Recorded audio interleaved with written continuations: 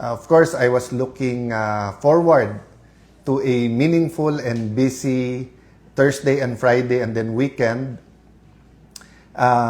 Maraming kailangan tapusin at gawin, pero nabulaga na naman ako sa post ni Senator Panfilo Lacson at sa kanyang mga bagong allegation. Having said that, tamang-tama naman kasi dahil meron na talaga akong mga i-report sa inyo. So, 3 pag-uusapan natin ngayon. Yung kung ano yung similarity sa SONA kontra SONA at ano din po yung kulang na kailangan doon sa SONA. Isang element lang to. Tapos meron pong na-receive from the Supreme Court. So gusto ko itong basahin sa inyo at gusto ko sanang hingin na pag-pray nyo. And then of course tugon or pag-usapan po natin ang sinabi ni Senator Lacson today and also the past few days. No? Let's do it in a very sober manner. Niremind ako ng wife ko na may panahon na makipag-alaskahan, may panahon na whether you're playful or whether umiinit ang ulo, but sabi nga niya, people deserve, especially mga Tagigenyo, to know na nasa magandang kamay ang siyudad ng Taguig, na pataas ng pataas ang antas ng kabuhayan sa Taguig, na hindi po kami nagtotolerate ng corruption at saka ng ghost projects or mga anomalya. Yan po man ay local, national government, yan po man ay private. No? Wala pong perfect, pero ang importante po ay yung kung pinapayagan ito o hindi. So let me start po by thanking God for this opportunity na makausap kayo directly. I thank God that kahit umiiba ang panahon, social media, ang kampihan ng bawat isa, I mentioned some of this sa Kontra SONA. If hindi nyo po napanood, nasa Facebook po natin, pakitignan nyo. I think it will also be on YouTube.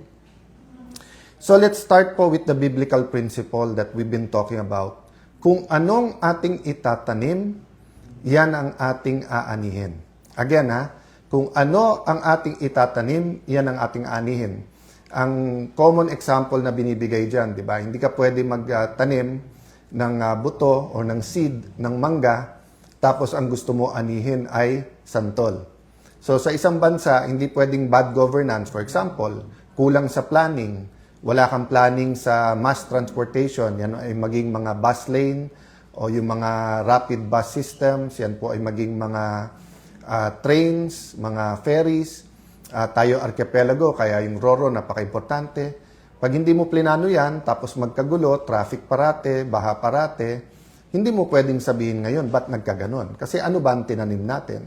Kung ano tatanim natin, yan ang ating anihin. So napaka-importante din malaman yung why, yung bakit, di ba?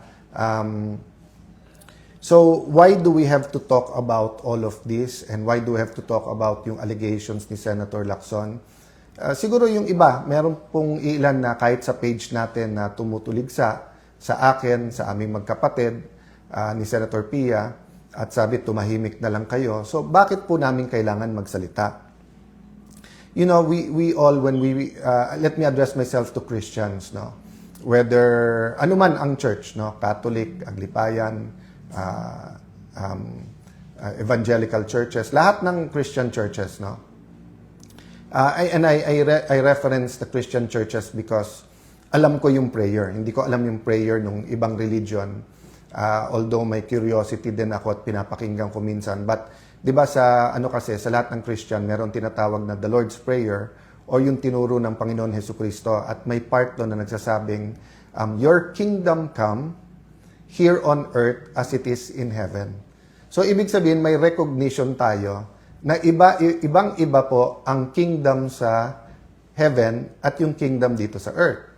Ibang-iba po kung ang Diyos natin ay tunay na Diyos kasi doon walang sakit, walang sinungaling, walang pagnanakaw, walang gutom, and kultura din yon. Pero sa ating bansa at sa kahit anong bansa sa buong mundo, stealing, cheating, lying, yung makaisa ka sa kapwa mo. So even in the best run countries, hindi rin po perfect, di ba? Pero dun sa hindi maganda ang pagpapatakbo ng bansa, inaani po talaga natin ay kahirapan. No? Hindi mapagamot ang mga kamag-anak, hindi makapag-aral mga anak, napipilitan humanap ng trabaho sa abroad, hindi makakain ng 3 beses sa isang araw, tapos hindi talaga mawala-wala sa atin ang mga may trabaho nga, pero isang kahig, isang tuka, meaning hindi man lang makapagpahinga o hindi man pwedeng umabsent kahit may sakit na, kasi pag umabsent, wala talagang kakainin. So yung bakit kailangan natin lumaban, kasi po, iilan lang po kaming nagsasalita. At kahit naman po ako, nung hindi po ako yung front and center, iilan silang nagsasalita. At marami sa kanila ay kinukulong, kinakasuhan. Yung KKK, kung tawagin ko po, no? Kuyog, tapos kaso, tapos kulong. At isa si Senator Lacson sa nagpapairal din nun. So makita po natin sa Blue Ribbon Committee, nung nag-umpisa kay Senator Marcoleta, maganda po yung umpisa. Pag take over ni Senator Lacson, biglang tinuro kay Senator Jinggoy, kay Senator Joel Villanueva, kay Senator Chis Escudero, at nung matuturo yung ibang senador, pero kakampi niya, parang medyo natigil doon. So, ganun din po, no? Nung una, kung saan-saan tinuturo, kung umaabot na sa mga sekretary, umaabot sa Malacanang, pero si Senator Lacson, hindi na dinala yung witness, siya na yung sumagot. On the record po lahat yan. At siya naman po, sinasagot niya yan. So, paano tayo humantong dito? So, doon pa muna po ako sa bakit. Pag wala na pong nagsalita at na-cover up po, to be fair to this administration, to be fair to President Marcos Jr., umuusad, may mga nakukulong, may investigasyon, may lumalabas. To be fair to Secretary Dizon, for example, iniikot niya yung mga lugar at pinabibilisan. Pero yung hinahanap natin na komprehensibo, na lahat ng lugar at lahat ng kontrata, wala. Or bitin pa. And then you have, of course, people, hindi ko na sila isa-isayin, ayaw ko sila maging target, whether yan ay mga kongresista, yan ay mga progressive groups, yan po ay mga kolumnista, yan po ay mga matagal na sa politika or mga former secretaries ay nagsasalita, talagang may tinitignan, may tinititigan, di ba? So there are much bigger contractors, especially if they're powerful or powerful contractors of the powerful people, na parang hindi tinitignan. Pero tignan nyo po, katulad sa akin, sa Taguig, after May 11, sinabi ko na po sa inyo, handa ako sa cost. Diba? Mahirap po, mahirap. Marami akong kinailangan sabihan na wag nyo ako alalahanin kung ako'y kasuhan nila o ikulong. Sana naman po walang patayan, sana po walang assassination plot, and I don't think naman na meron. Pero yung kaso at kulong, tinanggap na po namin yan, di ba? At marami nagsasabing, yung kaso ni Senator Marcoleta, wala yan, hindi totoo yan, never nagkaroon ng ganyan, na campaign donation, sasabihin plunder, tapos sinabi yan, sa mga nag-donate, like Mike Defensor, huwag kayong mag-alala, bailable yan, kasi hindi naman, porque nag-donate ka at siya na plunder, ikaw rin, pero kita mo, nakakulong na sila ngayon, di ba? Sabi nga ni Senator Jinggoy, sa tamang panahon, di ba, yung ebidensya din ng hawak niya. So, mabigat po kung tingin nyo po hindi stressful, kung tingin nyo po kahit kami nakasmile na parang araw-araw, tinatanong namin sa sarili namin kailan magbabago, kailan po ang mahirap, hindi na kailangan isipin ang pagpapagamot sa kanilang mga anak, kailan po ba yung mga probinsyang napabayaan ay magkakaroon din ng tren, ng internet. Yan po ipangarap natin lahat. Ang question, sinong tatayo, sinong lalaban, sinong magsasalita. Madali pong sabihin matapang pag nasa administrasyon. Senator Lacson, I never doubted na matapang. Pero katulad ngayon, kaya madaling magturo sa lahat, lahat na sa kanya eh. Lahat sa administrasyon, lahat kakampi niya eh. Di ba? So, ibig sabihin, magpalitan man kami ng akusasyon, hawak niya lahat. Sa akin, sinong tutulong, sinong may hawak ng dokumento na ilalabas. Pag pinail ko halimbawa libel, kasi kung ano-ano sinasabi, baka matanggal pa ang piskal eh, kapag ka-finail nila, no? Yung kaso sa mga committees, I believe naman in the independence sa bawat isang mga senador, pero yun nga kasi style ni Senator Lacson, old style yon, yung may dossier ka, may hawak ka, tapos ililik mo through your other colleagues na, eto mga hawak pagka nagkalaban or kaya makikipagkaibigan sa'yo, pero once na hindi kayo nag-agree, tututukan ka na. At ngayon, ako naman ang sinasampulan niya, di ba? So, may score yan eh. So, sinampulan niya si Jinggoy, sinampulan niya po si Senator Marcoleta, Senator Chi, Senator Joel. So, 2-all lang score. So, syempre, medyo nagtatampo din si Senator Lacson. Ba't nagkaganon? Problema, di ba, nagkaroon ng coup sa Senate, nakaupo kami, 13, kailangan nila ng boto. So, now, ako naman po ang tinututukan niya. Sabi nung iba, Sen, siya lang po yun. Walang kilalaman ng Malacanang, wala yung iba. I don't really know, and I'll give Malacanang the benefit of the doubt. Of course, naging klaro sa amin na maraming bawal. Halimbawa, bawal maging Senate President ang opposition kasi gagalaw talaga ang lahat para ang makaupo ay kakampi nila. But so far naman, masasabi ko naman na very straightforward, honest, very, how do I put it, patas ang pagpapatakbo ni Senator Win. Of course, umangal kami sa impeachment dun sa presiding officer. Wala naman akong doubt maganda ang pagpapatakbo ni Senator Escudero. Ang question lang kung nasunod yung rules, di ba? So walang doubt po sa amin nung tinigil yung pagbibigay ng medical assistance kasi napakarami po tayong tinutulungan sa medical assistance. Nireport po sa akin na maraming project hindi napopondohan. DBM naman daw, hindi naman DPWH, pero dapat DPWH yung nagpa-follow up. At pag na-delay ito, hindi naman si Alan Cayetano magsasuffer. At hindi lang Tagigenyo kasi nga marami na pong dumadaan sa mga kalye ng Taguig na hindi po taga-Taguig. Ulitin ko po yun yung mga ibang projects po na sinasabi ni Senator Lacson, pinapakinabangan ng daan-libong tao yan. Yung ilan mga parks, pag Christmas lang po, 20-30,000. Yung daanan na isang sinasabi nila, dinadaanan ng mga galing Laguna papuntang Rizal. Alam niyo naman po, Arca South, BGC, whether mga kapitbahay namin sa Muntinlupa, Las Piñas, Makati, Pasig, Pateros ay dumadaan din dyan. So pag tinigil yung mga projects or binitin or hindi nilabas ang pondo, ang nagsasuffer dyan mga tao. Balita ko sa House din, maraming kongresista na hindi pumirma sa impeachment. Hindi ko alam for sure kasi hindi ko sila nakakausap. But yung ilan na nakakausap ko ay nagsabi nga na tigil yung kanilang pondo. So ang hiling na lang namin, so tanggap na namin yon. Marami kaming tanggap. Tanggap namin maging target, tanggap namin iimbestigahan kami, tanggap namin kakasuhan kami, tanggap namin na bawal na maging majority o Senate President, bawal yung ibang projects. But hiling namin, ang konstitusyon, ang constitutional processes ay respetuhin, di ba? Huwag nating isang tabi yung batas. So, sabi nga nila, sabi po ni Yusek Claire na wala ba akong faith sa korte? May faith ako sa korte. Tapos sabi niya, mag-abogado na lang ako para kila Senator Jinggoy, sila Senator Marcoleta. Hindi yun yung point Wala naman choice ang korte pag may final.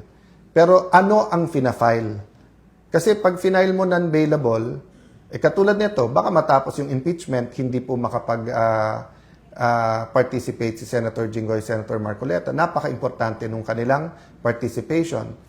Special treatment daw pag sila'y nag-participate. Hindi po. Kasi unlike an MTC judge, an RTC judge, unlike sa Supreme Court, not sa Supreme Court, unlike Court of Appeals, Court of Tax Appeals na kung mag-isa lang yung judge, let's say sa RTC, pwede mo ilipat yung kaso na yun sa ibang branch.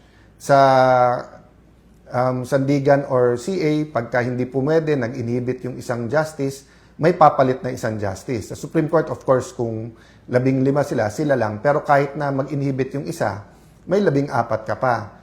Pero sa impeachment po, 2/3 of all members. So as long as member pa rin sila, pag hindi po sila nag-attend, counted as acquitted yung boto nila. Pero hindi sila nakakapagtanong, hindi nila na-observe ang sagot ng witness ng bawat isa. Kaya nga sinasabing sui generis or one of a kind yung impeachment. So, dito po ako nagtataka kay Senator Lacson. Pagka nagsasagutan kami, siya nagagalit, pero siya naman po ang araw-araw may pinopost o sinasabi, ako naman po ay sumasagot. Pagka may sinabi ako, babaliin niya. Tapos sasabihin niya ay cross the line. Ano pong example nun? Di ba po ang topic natin, kung tama na yung Supreme Court ay magbigay ng supina sa BIR, sa AMLA at saka sa mga bangko. At ang sabi po ng prosecution, kasi nga, hindi tumugon o hindi tumama sa kanyang kita at sa kanyang SALN ng Vice President. So, kinumpare ko lang to. No? So, sabi ko, kung si Senator Lacson tumaas ang SALN, ibig ba sabihin, pwede na natin isupina. Di ba? Yung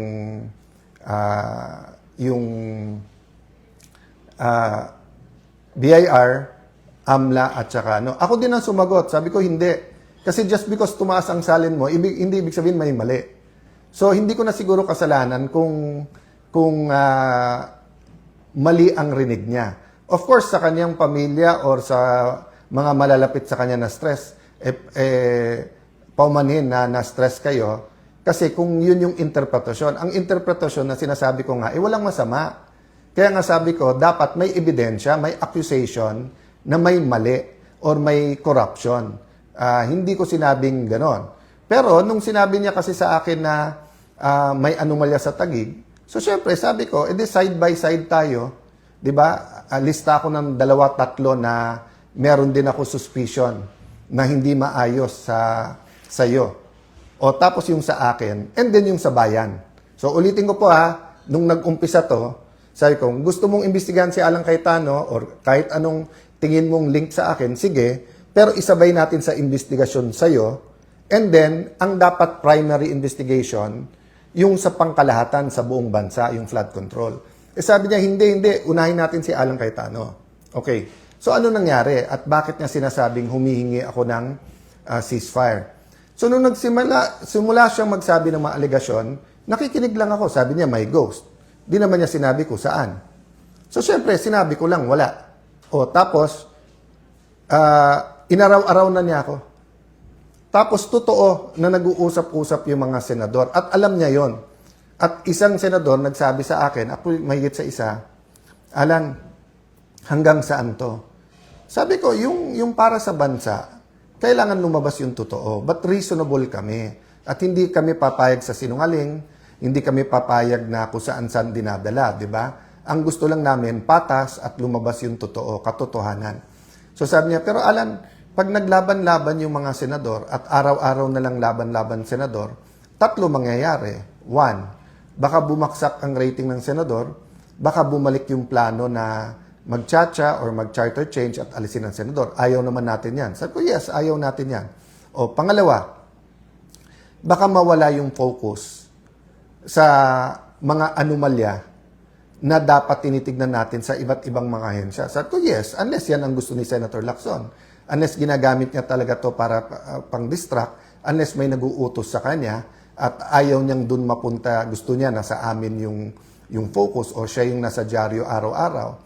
Sabi niya, pangatlo, Alan, hindi mo ba na-realize yung hirap ng ating kababayan? So sabi ko sa senador na mga kausap ko, alam ko, bakit? Hindi naman ako sa subdivision nakatira eh.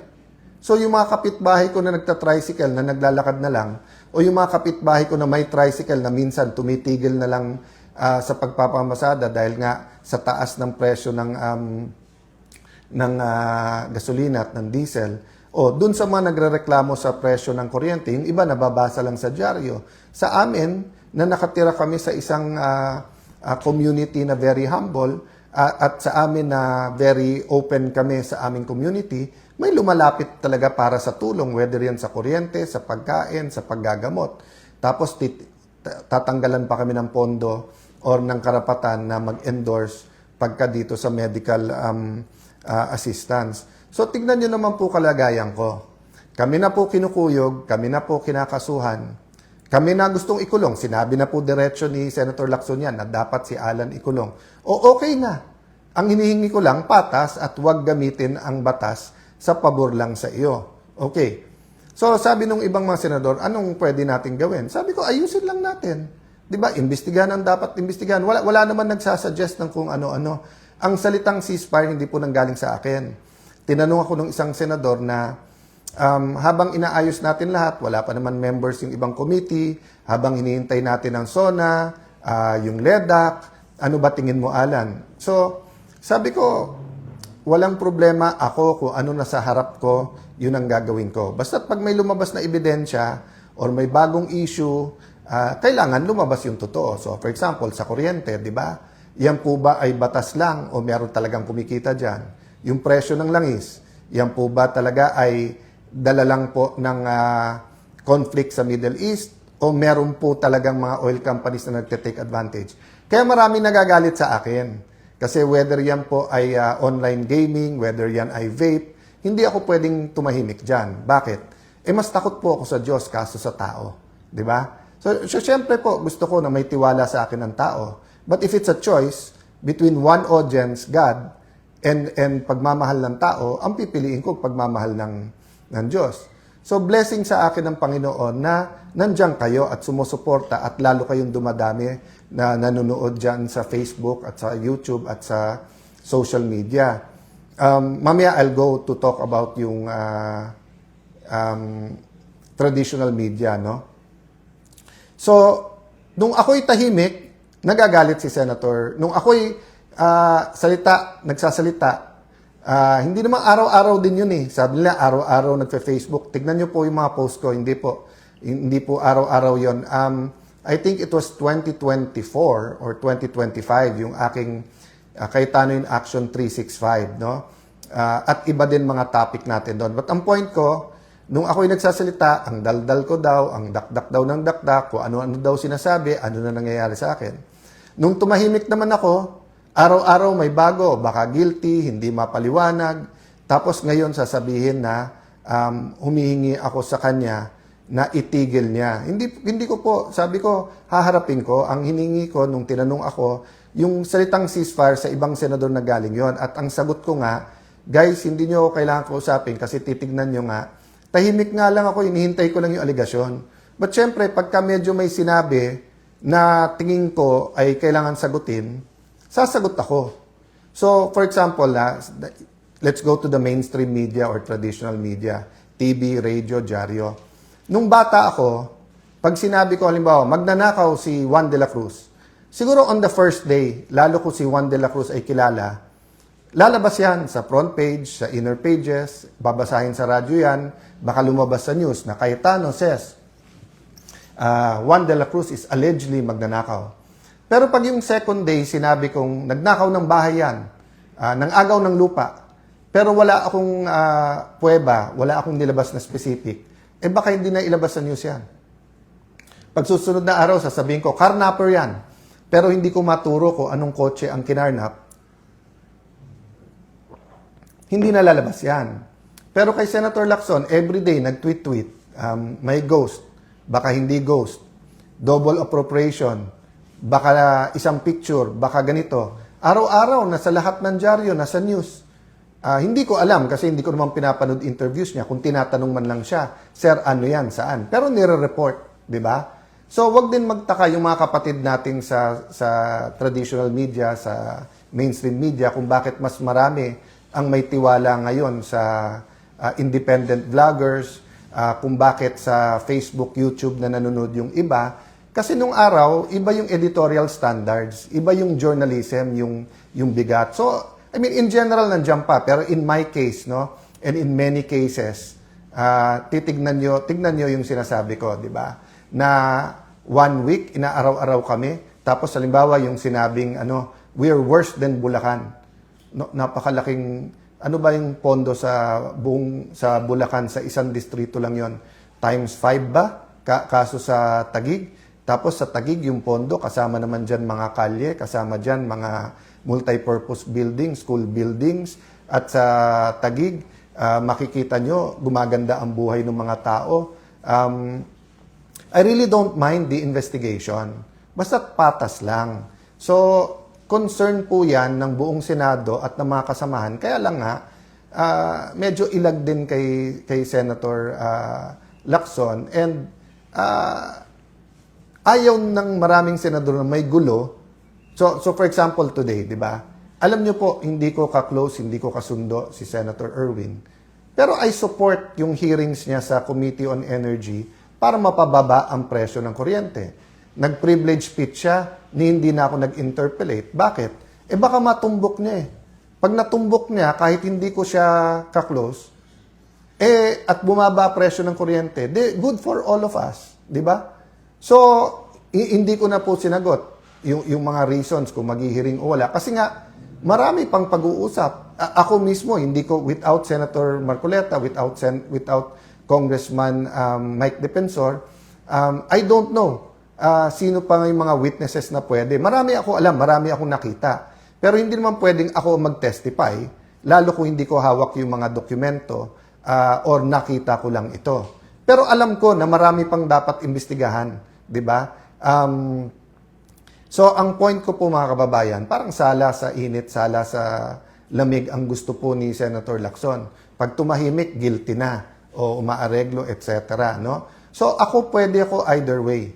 Pag sinabi ng mga senador, focus tayo sa ekonomiya, naghihirap mga tao, siguraduhin natin maganda takbo ng impeachment. Pag sinabing ilagay natin sa tamang timing yung hearing.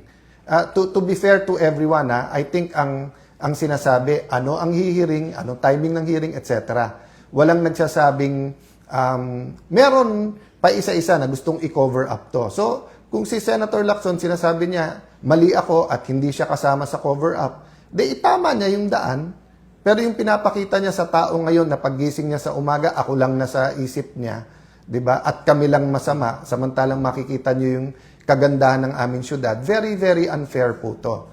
So, I'm giving Malacanang the benefit of the doubt. Kaya lang, siyempre, pag sinasabayan ng NBI na kung ano-ano sinasabi, tapos mali-mali, tapos hindi i-correct ang kanilang sarili, alam niyo po, yung sinabi kong tapang nila kasi nasa kanila naman ang lahat, yun po yung sinasabi ni Senator Lacson na sabi niya, na wala akong hawak ng mga bala, pupunta ako sa gera.